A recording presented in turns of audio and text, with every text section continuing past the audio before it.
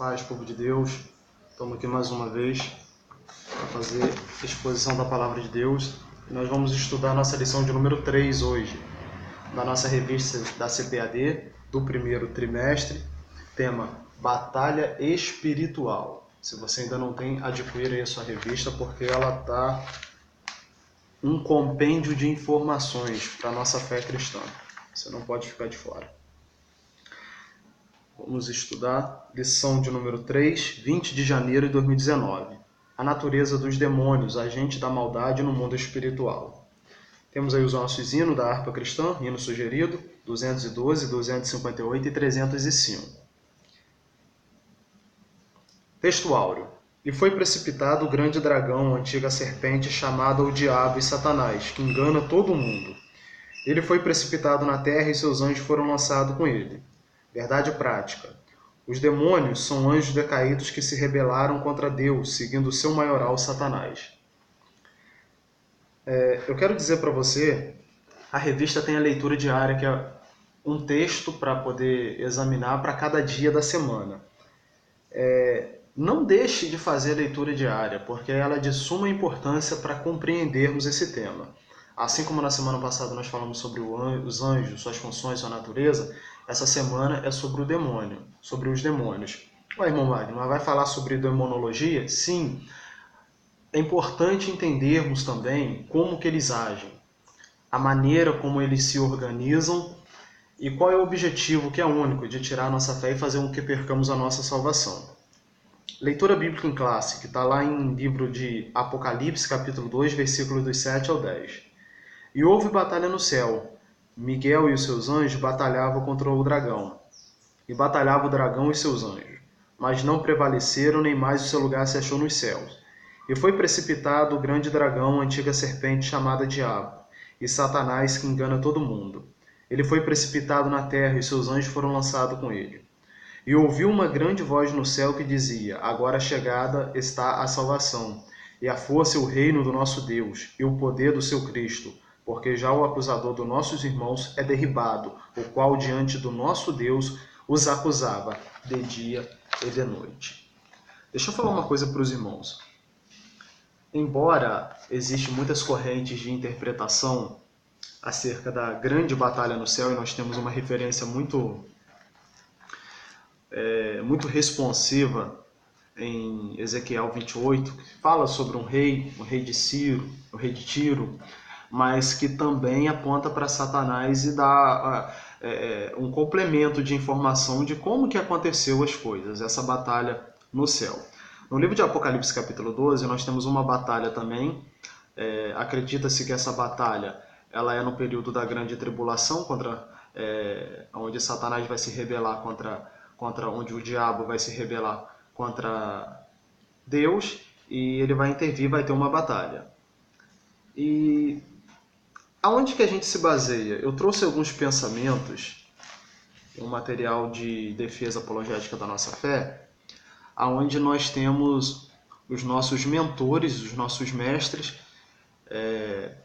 que têm sustentado essas doutrinas, né? Eu trouxe dois comentários hoje, vou apresentar para vocês,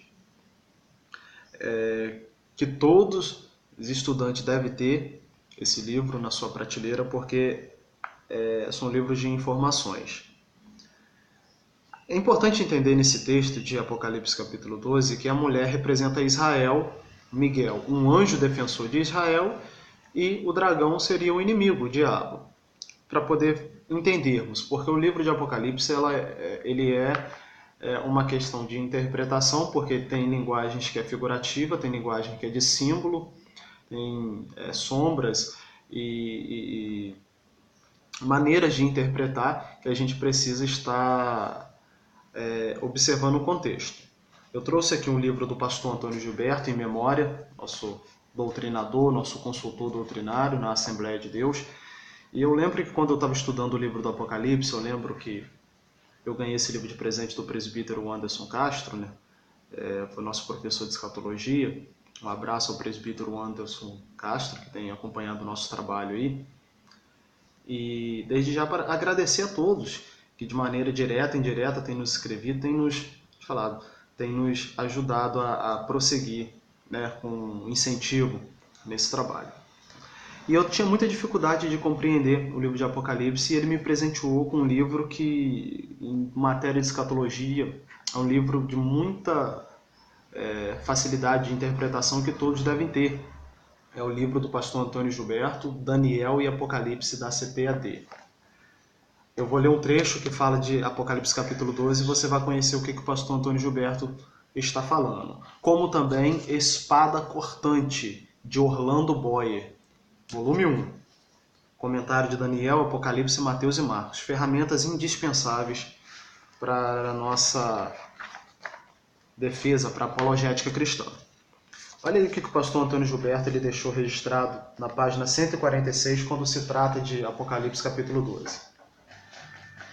A mulher vestida do sol é o dragão devorador. Viu-se um grande sinal do céu, trata-se do sinal, isto é, símbolo, não realidade. A mulher é símbolo de Israel, Miguel é o anjo que luta por Israel e o dragão vermelho é o diabo. O conflito dos séculos, dos versículos 2 ao 4, do capítulo 12. É a luta do diabo, tudo isso fazendo para que o Messias não viesse ao mundo. Esse conflito vemos-lo de Gênesis aos Evangelhos. Momento houve em que parecia que o inimigo tinha ganhado a batalha. As 5 piores ocasiões na história de Israel foram: número 1, a apostasia do bezerro de ouro, quando apenas uma tribo ficou leal a Deus, a tribo de Levi. Número 2, no caso da corrupção moral de Israel, em Sitim, durante a peregrinação do deserto por conselho de Balaão.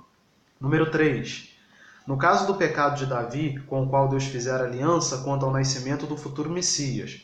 Número 4, no caso do livro de Esté, quando houve um plano para exterminar todos os judeus. Número 5, no caso de Belém, quando o rei Herodes decretou a matança dos inocentes para que, naquele meio, Jesus fosse morto. Em todos esses momentos críticos, o inimigo perdeu a batalha. Por fim, numa noite, os anjos anunciaram o nascimento do Salvador, o qual caminhou resoluto em direção ao Calvário, onde, por fim, bradou, agonizante, mas triunfantemente: tudo está consumado. Aleluia. Então nós vemos aqui a referência do nosso pastor Antônio Gilberto, dizendo também que essa batalha ela é uma batalha apontada para o período da grande tribulação. Nós temos também um comentário que vai servir como subsídio, lembrando que nossos materiais eles são uns pequenos vídeos para ter subsídio, para quem tem pouco tempo, para a escola dominical, para o estudo, e para que nós possamos aprender junto.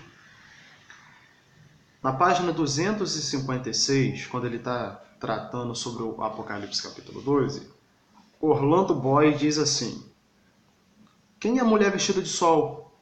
Por certo, não é a Virgem Maria, porque diz que é um sinal ou símbolo. Se tem sentido figurado, não é bom dizer que é literal, assim como não é bom dizer que é figurado quando é literal.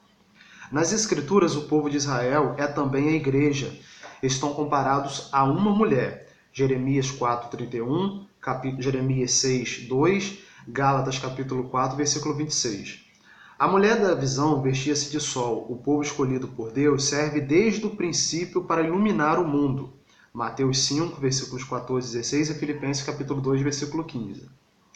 Ela tinha luz debaixo dos pés. Israel, na nova aliança, está na luz do sol, com os pés firmados sobre a antiga aliança. A luz da lua, a antiga aliança, a luz da lua, é uma coroa das 12 estrelas sobre a sua cabeça. Os 12 patriarcas, 12 tribos, são uma gloriosa coroa para Israel. Eu vou avançar um pouco, é muita informação, todos devem ter esse material, porque ele é de extrema importância. Nós vamos avançar um pouco na página 260, de Espada Cortante, volume 1, da CPAD. E nós vamos ver aqui, no segundo ponto da leitura dos versículos 7 ao versículo 12, quando Orlando Boyer ele vai trazer ali a informação apologética, o pensamento teológico acerca dessa passagem. Miguel, versículo 7, o arcanjo. A base, Judas, versículo 9. É o grande anjo que guarda o povo de Israel. A referência, Daniel capítulo 12, versículo 1. Qual a razão de Miguel então entrar na peleja? É porque Israel, nesse tempo convertido e vitorioso, tem de passar pela grande tribulação, o tempo da angústia qual nunca houve, desde que houve nação até naquele tempo. Será Miguel quem libertará seu povo nesse tempo? Com todas essas coisas, Satanás ficará furioso. Mas o dragão e seus anjos não prevaleceram.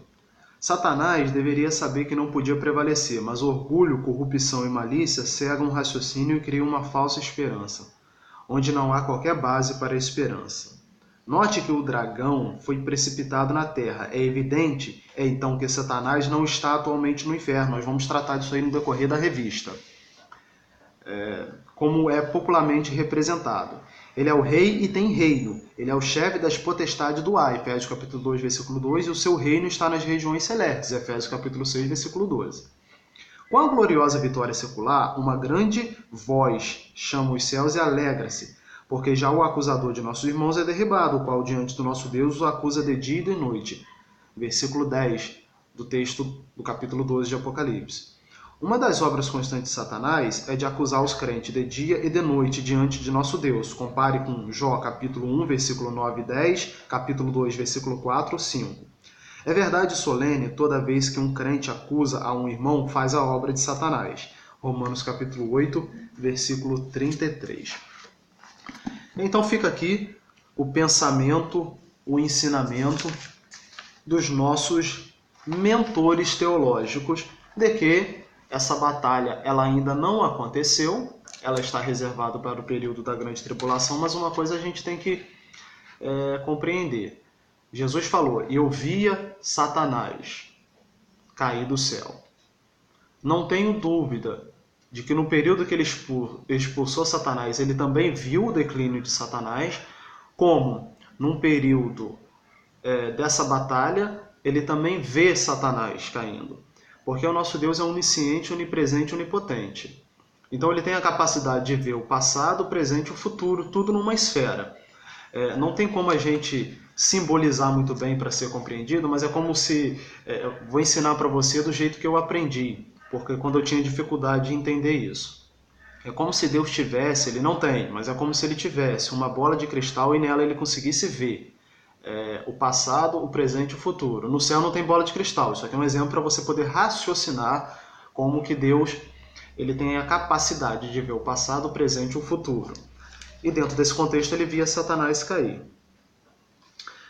Então vamos entrar aqui na revista. Existem várias correntes de interpretação acerca dessa matéria, porque essa matéria ela é uma teologia sistemática, ela deve ser estudada com muito raciocínio, com muita observação, tendo a oportunidade, recorrendo aos originais para poder se entender e não formar heresia, porque nós estamos vivendo dias de muitas heresias nesse assunto. A revista, no tópico 1, ela vai trazer a origem dos demônios, o anjo caído dos demônios, a expulsão do querubim ungido, e o subtópico 3, os demônios na cultura pagã, e é o que eu quero ler aqui. Os termos grego traduzido por demônio no Novo Testamento são daimonion, demônio, um deus, uma divindade para designar os deuses pagãos. Deuteronômio, capítulo 32, versículo 17. E daimon, um espírito mau, demônio. Os demônios foram posteriores concebidos como seres espirituais intermediários bons ou maus, ou seja, os anjos espíritos malignos. A natureza inconsequente desse espírito os associa com o mal, com toda a maldade do mundo. É bem verdade que a Bíblia fala em Ezequiel 28 de um comércio, ao qual nós já falamos em aulas passadas.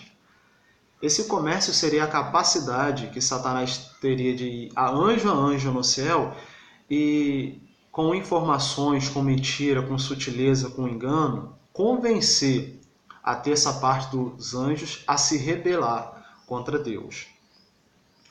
E dentro desse conceito, a gente entende que essa terça parte que foi expulsa juntamente com Satanás, onde eram anjos bons, onde tinha classes e hierarquias de anjos, Esses anjos que foram expulsos junto com Satanás, que é o líder, que é o chefe, eles passaram a ser seguidores e passaram a ser mandados por Satanás.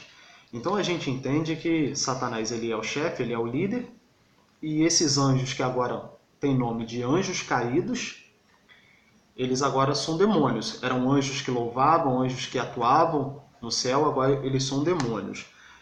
Judas faz menção de uma classe de demônios que não estão na atmosfera espiritual. Eles estão presos.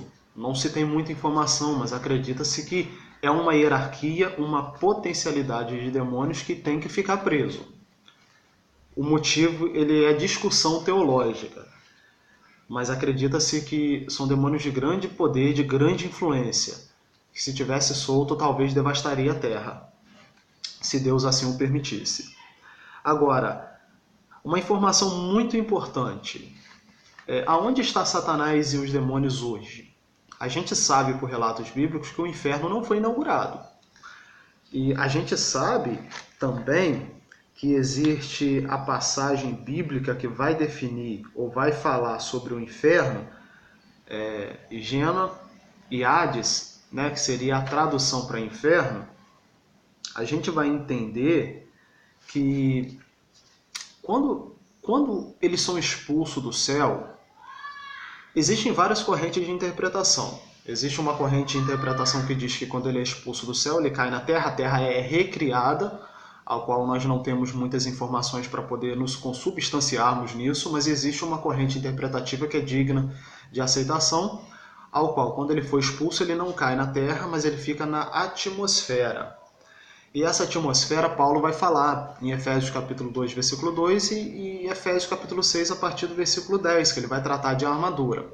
Essas regiões são chamadas de potestade, de principado, de trono, de domínio, de poderes, aonde ele deveria agir. O inferno ele é semelhantemente chamado de lago de fogo e enxofre. Lá no período final do trono branco, quando os ímpios vão receber a condenação, o Satanás e seus demônios vão ser lançados nesse lago, juntamente com os que negaram o Senhor, juntamente com os que não aceitaram Jesus, não guardaram a palavra, juntamente com os que rejeitaram e negligenciaram a palavra durante o período da antiguidade, os nossos dias e o porvir. Então nós precisamos entender que alguém que morre, se é crente, ele está num estado, ele está com Deus, num estado, né? Alguém chama de estado intermediário, mas ele está num estado onde o próprio Jesus usa uma parábola, chamada a parábola do rico e de Lázaro, e ele estaria nesse estado intermediário chamado seio de Abraão. Existe seio de Abraão ou não existe seio de Abraão? Era uma coisa a ser discutida, mas o crente está com Cristo em algum estado. A Bíblia diz no livro de Apocalipse que esses santos estão debaixo do altar clamando por justiça, pedindo, Senhor, quando é que vingará o nosso sangue? Então, se morre com Cristo, está com Cristo numa chamada estado intermediário. Mas se morre sem Cristo, também está no estado intermediário e não é purgatório. A Bíblia diz que há uma discussão teológica no livro de 2 de Pedro, onde Cristo ele vai até o inferno, ele vai até as profundezas do abismo pregar para pessoas, para almas que no período de Noé negligenciaram a palavra. Ele não foi pregar. Depois da morte segue o caminho, o juízo para a condenação eterna ou para a salvação eterna. Então não tem terceiro caminho. Não tem um terceiro caminho. Se morre com Cristo, está com Cristo. Paraíso. Lembra do ladrão da cruz? Se morre sem Cristo, está aguardando condenação. E a condenação será para ser lançado no lago de fogo e enxofre. Agora, os que morrem com Cristo ressuscitarão para receber um prêmio, um galardão. Então, dada aí essa parte introdutiva, nós precisamos entender, Jesus não foi pregar para espírito no inferno. Não existe isso. O inferno não foi inaugurado com as bases que nós temos, né? Esses demônios eles ficam nessa atmosfera, né?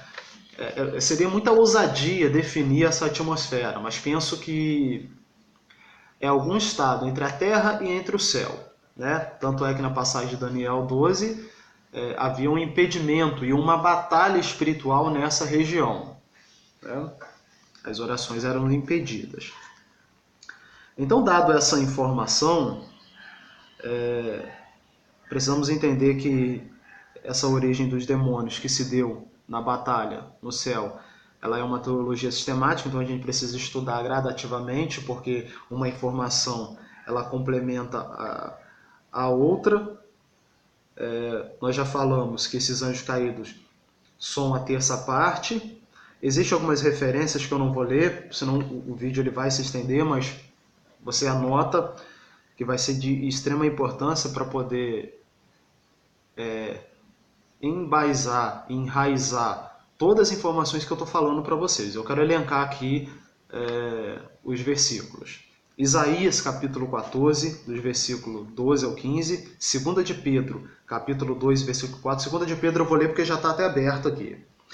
Porque se Deus não perdoou os anjos que pecaram, mas havendo-os lançado no inferno, os entregou às cadeias de escuridão, ficando reservado para o juízo.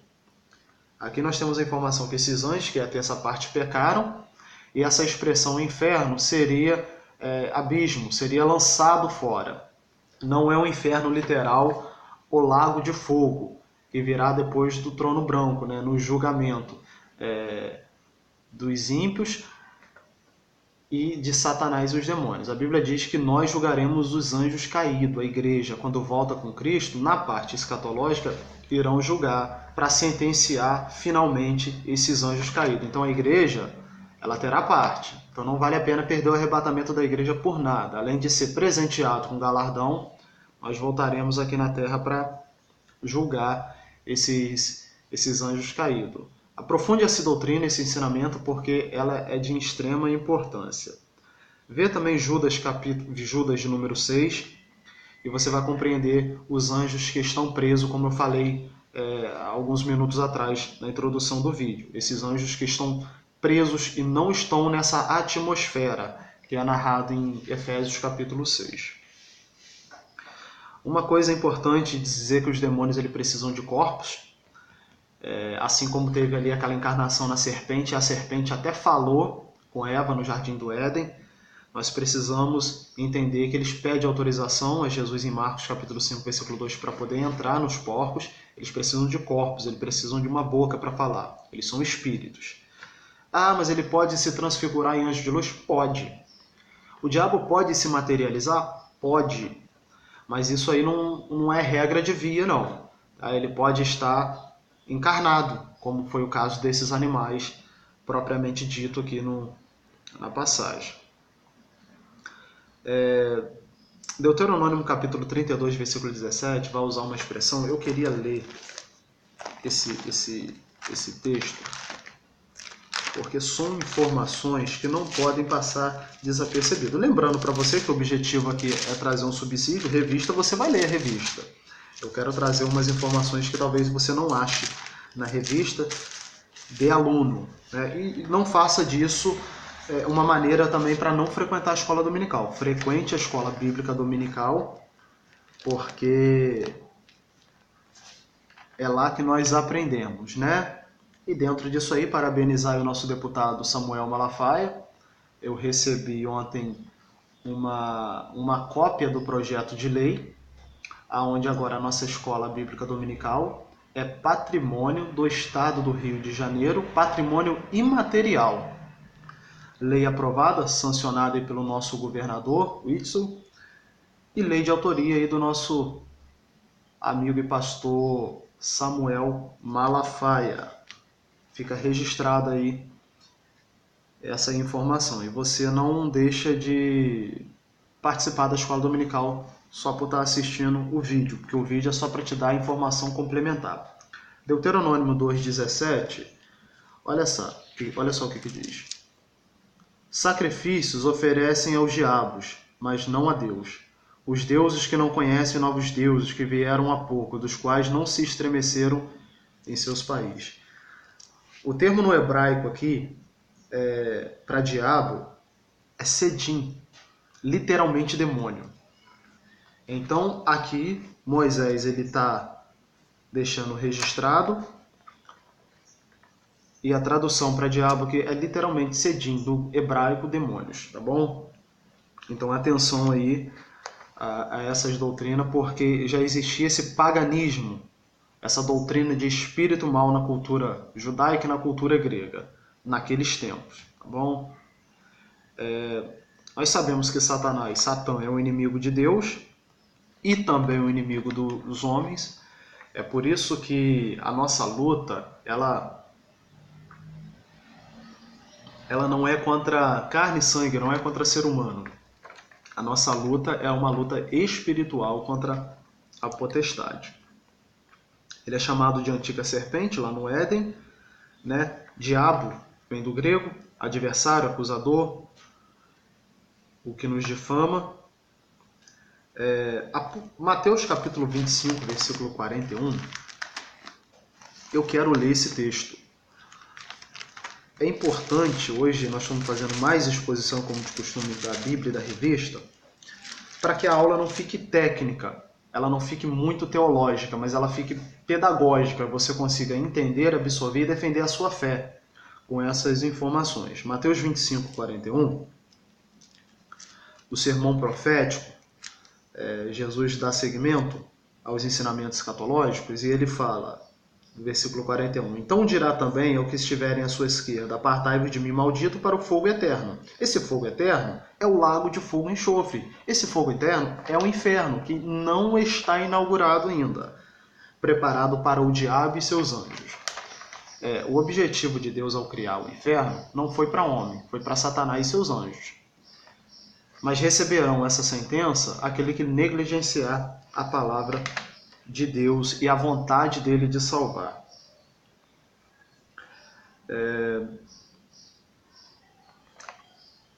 Uma questão também que a revista está trazendo, e eu gostaria de me ajuntar na informação e também de defender nesse sentido que o pastor Ezequias Soares ele ensina, é acerca de a capacidade dos espíritos imundos, dos demônios, de trazer doenças, enfermidades no corpo físico de pessoas que não têm uma proteção e uma cobertura espiritual. É óbvio que a gente não vai fazer isso daí de um ensinamento, de uma doutrina, mas existe essa capacidade espiritual. Óbvio que isso não é doutrina, tá bom, gente? O ponto 4 da revista vai falar sobre o triunfo de Cristo. Nós sabemos que o sangue foi derramado antes da fundação do mundo. Já estava no plano de Deus que Cristo viesse ao mundo, padecesse, morresse. E ali na cruz ele começa a esmagar a cabeça da serpente. Essa serpente, a serpente lá do Éden.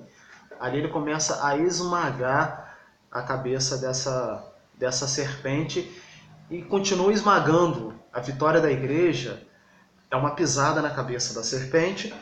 Mas essa profecia ela só se cumpre na sua plenitude quando essa igreja for arrebatada, tiver a batalha, depois do período da grande tribulação, Satanás ser preso. Então, verdadeiramente, o que está registrado em Romano, capítulo 16, versículo 20, ele finaliza esmagando a cabeça da serpente. Nós temos algumas referências, vou elencar para você poder compreender. Mateus capítulo 4, ali nós temos uma receita de como vencer os demônios, a tentação, porque Jesus está sendo tentado. E Satanás usa o próprio Salmo 91, em Mateus capítulo 4, para poder tentar persuadir o nosso Senhor Jesus. Mas ali ele tem a vitória, né?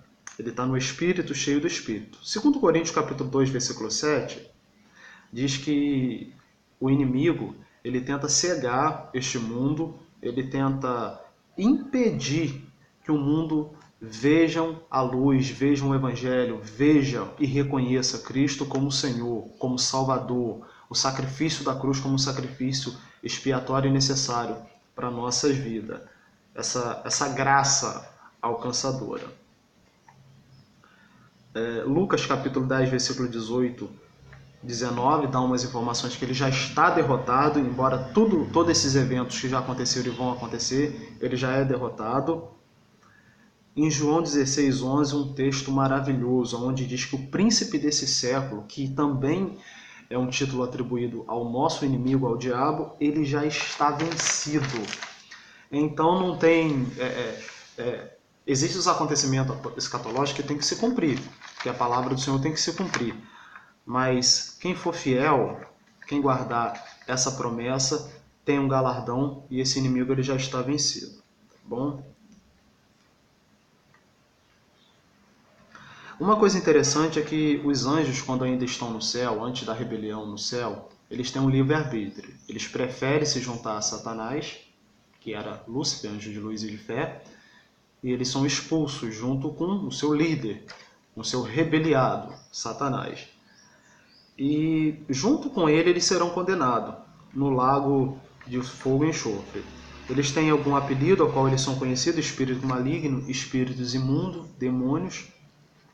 A revista está trazendo uma informação aqui na parte verde, conheça mais, eu quero ler. Conheça mais, página 14. São demônios que, sem serem vistos, agem atualmente, cegam os ímpios para a verdade do Evangelho, 2 Coríntios 4:4, e promovem falsas doutrinas, 1 Timóteo 4:1. Distraem os cristãos, atrapalhando o cumprimento dos planos de Deus para o amadurecimento espiritual de suas vidas. Vemos como que o inimigo trabalha. E como que eu venço ele? Mateus capítulo 4, versículo 1, quando Jesus foi tentado ali no deserto, né?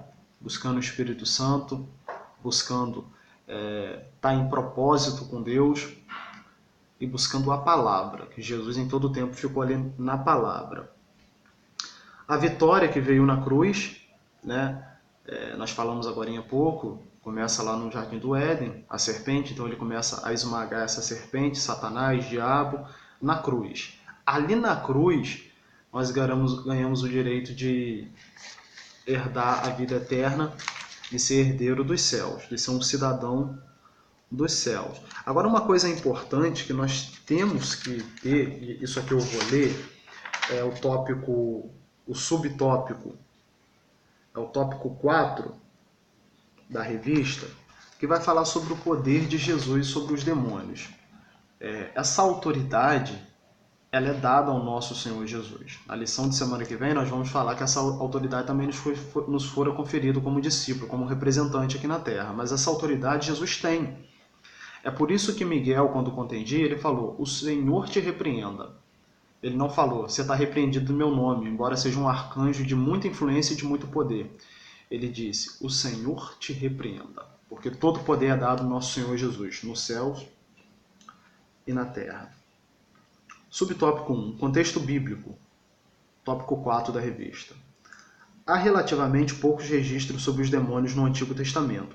A Septuaginta é a tradução do Antigo Testamento, que é escrito em grego, para o Antigo Testamento, que é escrito em hebraico, para o grego. Então seria a tradução do Antigo Testamento para o grego, né? Para que tivesse uma Bíblia grega naquele período, né? Feita por 72 homens muito sábios. Então a Septuaginta é a tradução do Antigo Testamento, tá bom? Do hebraico para o grego. A Septuaginta traduz 4 termos hebraicos por daimonion, demônio, e um por daimon, referência a Isaías 65:11, você possa ler. A tradição judaica considera os demônios como anjos caídos, que se uniram a Satanás na sua rebelião contra Deus.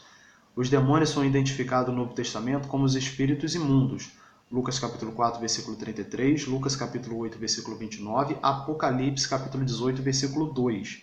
E os espíritos malignos, Lucas 8:2. Eles são malévolos, podem entrar nas pessoas, encarnação, transfiguração, materialização. Muita atenção. E causam todo tipo de doença. Lucas capítulo 9, versículo 39 ao 42, uma referência. Embora, muito importante isso, embora nem todas as enfermidades sejam de origem demoníaca. Observe lá Lucas capítulo 13, versículo 32. Também.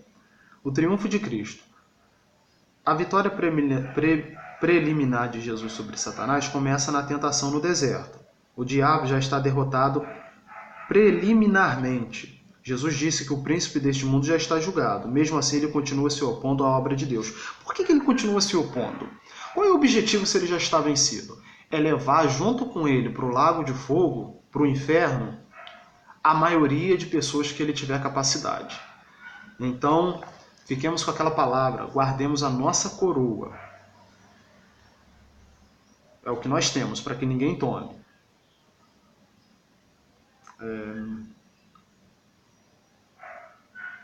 Mesmo assim, ele continua se opondo à obra de Deus. Satanás causou diversos infortúnios ao apóstolo Paulo com espinho na carne, 2 Coríntios capítulo 12, versículo 7. E o impedimento nas jornadas missionárias, 1 Tessalonicenses capítulo 2, versículo 18. Nós não devemos ignorar sua astúcia. Em breve, Deus esmagará Satanás debaixo dos nossos pés. Romanos capítulo 16, versículo 20. Então, dada a informação de que brevemente essa batalha ela findará, porque estamos em constante batalha espiritual, nós possamos observar que esse mundo espiritual ele é tão real, ele é tão presente, os demônios estão por aí encarnando, eles estão por aí materializando, dando visão e revelação, eles estão por aí falando, profetizando, falando em línguas estranhas, estranha mesmo. E nós precisamos ter uma percepção e discernimento de espírito. Quanto à sua natureza, eles não têm corpos. Eles precisam de um olho para enxergar, um ouvido para ouvir, uma boca para falar, quando querem se comunicar, e um corpo para agir.